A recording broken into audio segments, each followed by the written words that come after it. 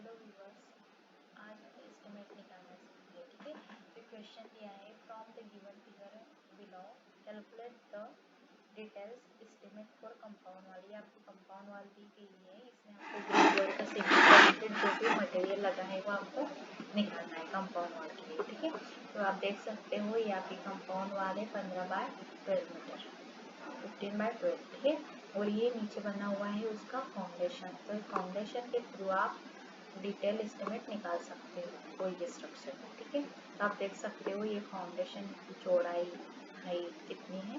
ठीक, तो देखिए note A brick pillar of size, जो ब्रिक का पिलर है उसकी ये साइज बनी हुई है। एक्सपांशन जॉइंट प्रोवाइड किए गए 6 मीटर की लेंथ में। तो आप देख सकते हो ये मेजरमेंट शीट है, मेजरमेंट शीट में ही एस्टिमेट निकाला जाता है। तो सबसे पहला कॉलम आता है सीरियल नंबर, फिर सेकेंड आता है कैलकुल particulars of item, third column आता है नंबर्स, मीन्स कि जो एलिमेंट्स आपके हैं उसके नंबर्स कितने हैं।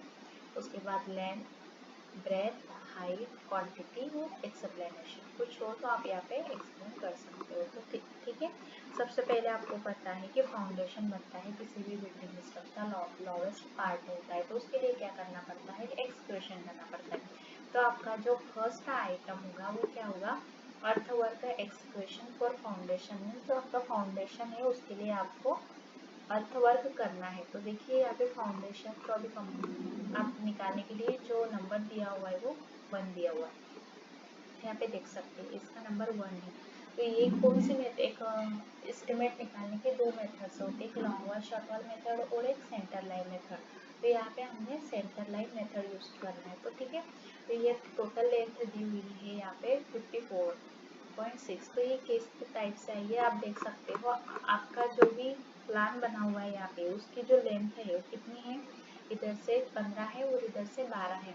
तो ये यहाँ पे सेंटर लाइन में क्या होता है, टोटल वॉल को प्लस करते हैं। तो इसमें क्या है 15 15 30 इंटू 2। ठीक है, मतलब आपके पास 15 और 15 की दो वॉल है और 12 12 की दो वॉल है, शॉर्ट वॉल लॉन्ग वॉल।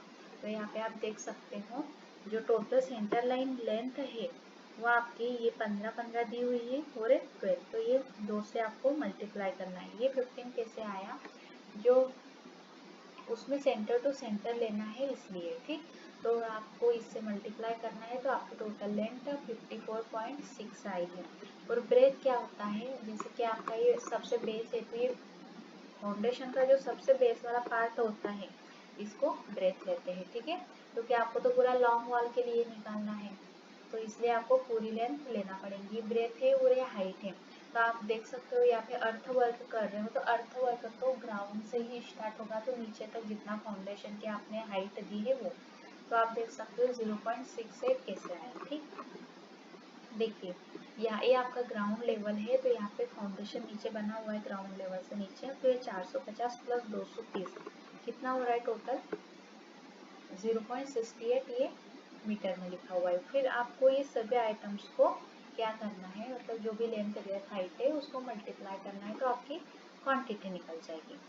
फिर सेकेंड आता है आपका सीमेंट कंक्रीट फॉर फाउंडेशन। जो फाउंडेशन बना हुआ है उसके लिए सीमेंट कंक्रीट, ये वाला जो बेस है उसके लिए सीमेंट कंक्रीट कितना लगेगा। ठीक है, तो इसकी लेंथ भी आपको सेम ही लेना है। और यहाँ पे देखिए ये सेम आएगा, बस सिर्फ वेरिएशन होगा उसके डेप्थ में, क्योंकि आपको नीचे के साइड में सीमेंट कंक्रीट देना है ये वाले पार्ट में। ठीक, तो ये इसकी जो हाइट है वो कितनी है 230 सेंटीमीटर। तो आपको मीटर में कन्वर्ट करना है तो 0.23 मीटर हो जाएगा। और सेम उसी तरह से इसको सभी को मल्टीप्लाई करना है तो ये आपकी क्वांटिटी निकल जाएगी। फिर आता है उसके बाद first class brick worth cement motor 1:6 इन फाउंडेशन। ठीक, तो फाउंडेशन दिया हुआ है तो यहाँ पे आपको फर्स्ट स्टेप में सीमेंट मोटर निकालना है।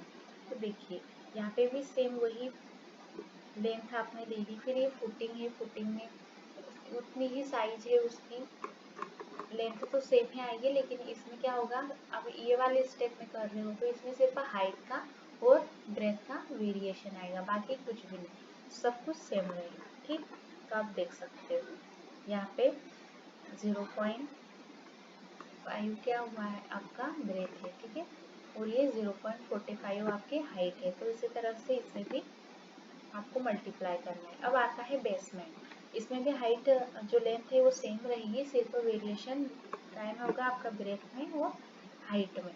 तो बेसमेंट की जो ब्रेथ और हाइट है, ये बेसमेंट बना हुआ है तो इसकी जो 230 सेंटीमीटर और 300 सेंटीमीटर क्या है आपकी हाइट है, ठीक है।